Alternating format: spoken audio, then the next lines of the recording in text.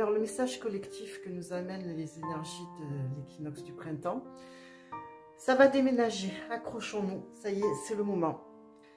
Ici, l'achèvement nous annonce que c'est le moment et que tout va être mis en œuvre pour que l'harmonie et la paix reprennent leurs droits. Là, on n'a pas d'autre choix. On n'a pas d'autre choix que la paix et l'harmonie. C'est le plan et ça touche à sa fin. Ici, nous avons le monde matériel. Tout ce qui est matérialiste, tout ce qui est le pouvoir aussi, la personne qui maîtrise. Donc le monde matériel, le contrôle, la matière et le pouvoir qui lui est attribué touche à sa fin. C'est l'anéantissement, la chute de ce système. On le voit bien ici. Hein. Ici, là, c'est l'effondrement. Et les personnes œuvrant pour le pouvoir au détriment de l'humanité, du vivant aussi. Si elles ne changent pas, elles s'effondrent avec. Tout ce qui est le matérialisme et leur créateur et leur création, donc s'effondrent ensemble. Donc il est clair ici que l'économie s'effondre. Et pas que. Hein. Le retour aux sources signifie que nous repartons à zéro, le point zéro, pour tout reconstruire, mais en se reconnectant à la source de la vie elle-même. Alors on l'appelle comme on veut, certains l'appellent Dieu, d'autres l'énergie, l'univers, mais peu importe. La reconnexion à l'être divin se fait et les valeurs humaines et divines sont retrouvées ici.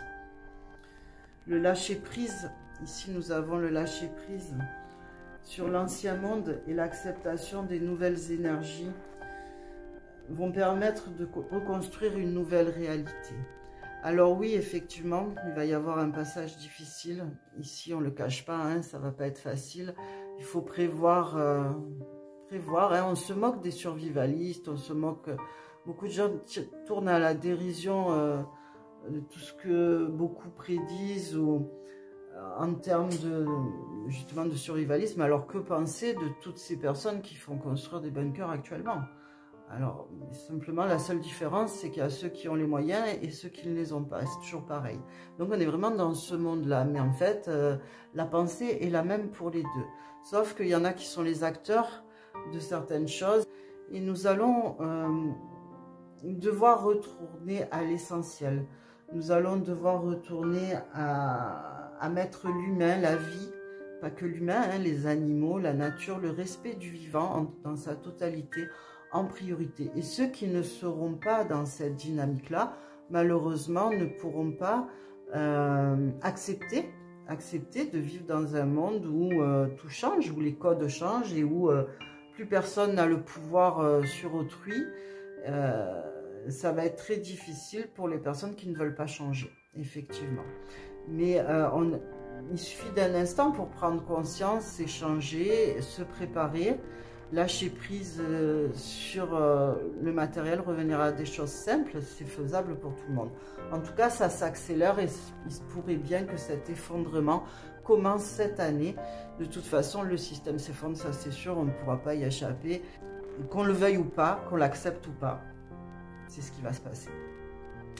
Voilà, donc c'est une bonne nouvelle de toute façon parce qu'on ne peut pas continuer comme ça. Hein, si vous voulez continuer dans un monde où on voit les animaux souffrir, les gens souffrir, les guerres, les enfants, la planète Terre tout simplement. Si on tolère de vivre dans un monde comme ça, alors bon, je ne sais pas quoi, il faut aller sur une autre dimension. Mais là actuellement, je pense qu'on a atteint le fond. On a été au summum de ce que nous pouvons faire en termes d'atrocité et de déshumanisation. Il est temps maintenant d'aspirer à quelque chose de meilleur pour nous, pour nos enfants et pour toute forme de vie sur Terre et dans l'univers. Je vous souhaite le meilleur, de méditer sur cet aspect de la vie, ce à quoi on aspire réellement en tant qu'humain, et de revenir à des choses simples pour accompagner cette nouvelle énergie qui va s'installer.